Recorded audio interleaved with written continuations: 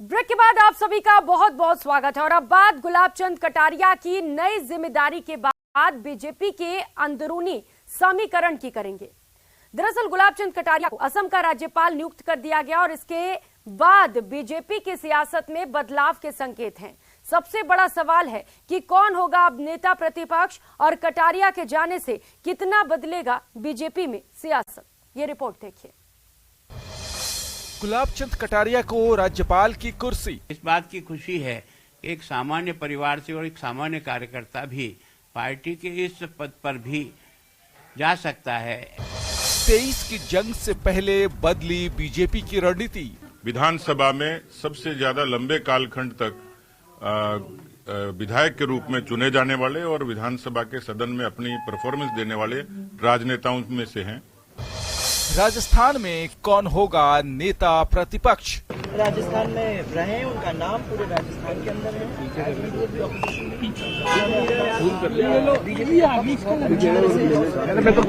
राजस्थान विधानसभा चुनाव से ऐन पहले नेता प्रतिपक्ष रहे और बीजेपी के कद्दावर नेता गुलाब चंद कटारिया के असम राजभवन जाने के बाद बधाई का सिलसिला जारी है। लेकिन राजस्थान में बीजेपी की बदलती सियासत के चर्चे भी तेज हैं। राजस्थान की राजनीति में गुलाब कटारिया जी को लोग आदर्श राजनीति और सिद्धांत की राजनीति के प्रोधा के रूप में मानते हैं। उनका राजस्थान की सक्रिय राजनीति से निकलकर असम के महामहिम राज्यपाल बनना निश्चित तौर पर राजस्थान के अंदर जो विशेष तौर पर मेवाड़ के अंदर जो कटारिया साहब का राजनीति का वर्चस्व था उसमें निश्चित तौर पर उन लोगों को कार्यकर्ताओं को कमी खलेगी। पर मैं ये कह सकता हूं कि राज्यपाल का पद माननीय गुलाब चंद जी के पद ग्रहण से सम्मानित होगा, पद सम्मानित होगा। गुलाब चंद कटारिया को राज्यपाल बनाने की चर्चाएं काफी वक्त से थी, लेकिन बीते शुक्रवार को पीएम मोदी की कटारिया से फोन पर बातचीत के बाद तय हो गया था कि कटारिया को कोई नई जिम्मेदारी मिलने वाली है। पार्टी के निर्देशन के अनुसार जब काम करता है, ठीक प्रकार से करता है, तो हमारी ऊपर के जितने भी पदाधिकारी हैं वो भी काम को देखते हैं। देश के प्रधानमंत्री जी ने भी हमारे इतने लंबे समय के जीवन काल को देखा है। हमारी पार्टी की जो हाईकमान है उन्होंने भी हमको कई वर्षों से देखा है, यहाँ के कार्यकर्ताओं ने देखा है। बीजेपी के साथ ही आरएसएस से लंबे वक्त से जुड़े रहे गुलाब चंद कटारिया उदयपुर की सियासत में 3 दशक से बेताज बादशाह रहे। दक्षिण राजस्थान के बांसवाड़ा, डूंगरपुर, प्रतापगढ़ और राजसमंद जिले में भी उनकी जबरदस्त पकड़ रही।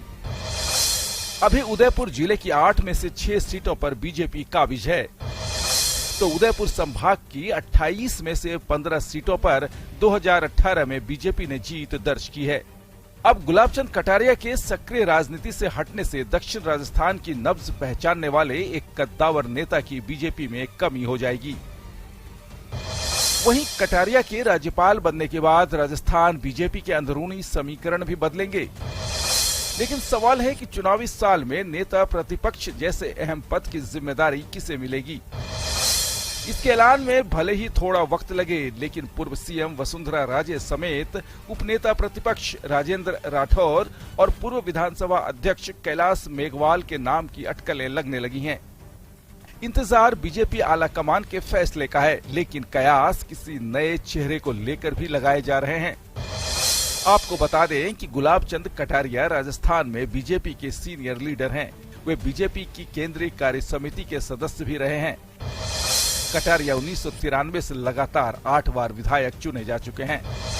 वे राजस्थान के गृह मंत्री भी रह चुके हैं। बीजेपी के प्रदेश अध्यक्ष भी रह चुके हैं गुलाब चंद कटारिया। तो उदयपुर से 9वीं लोकसभा के सदस्य भी रह चुके हैं कटारिया।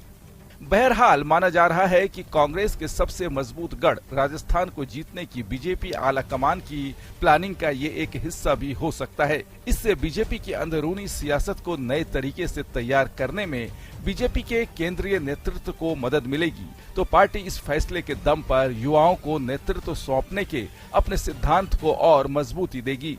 कपिल श्रीमाली के साथ ब्यूरो रिपोर्ट, न्यूज 18 राजस्थान। तो वहीं प्रदेश विधानसभा में नेता प्रतिपक्ष गुलाब चंद कटारिया को असम का राज्यपाल बनाए जाने पर पीसीसी चीफ गोविंद सिंह डोटासरा ने भी खुशी जाहिर की। गोविंद सिंह डोटासरा ने कहा कि गुलाब चंद कटारिया प्रदेश के वरिष्ठ नेता हैं। उनकी विचारधारा भले ही अलग है, लेकिन गुलाब चंद कटारिया एक सुलझे हुए नेता हैं और उनसे विधानसभा में बहुत कुछ सीखने को मिला है। पीसीसी चीफ गोविंद सिंह डोटासरा आज अपने विधानसभा क्षेत्र लक्ष्मणगढ़ के दौरे पर रहे और उन्होंने विभिन्न कार्यक्रमों में शिरकत की।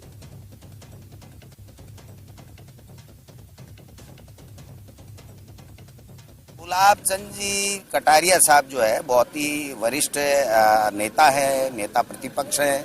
उनका बहुत लंबा जो इतिहास है, जो जनप्रतिनिधि 7 बार एमएलए बनना कोई छोटी बात नहीं है और राजस्थान की विधानसभा में उनसे बहुत लोगों को सीखने को मिला है।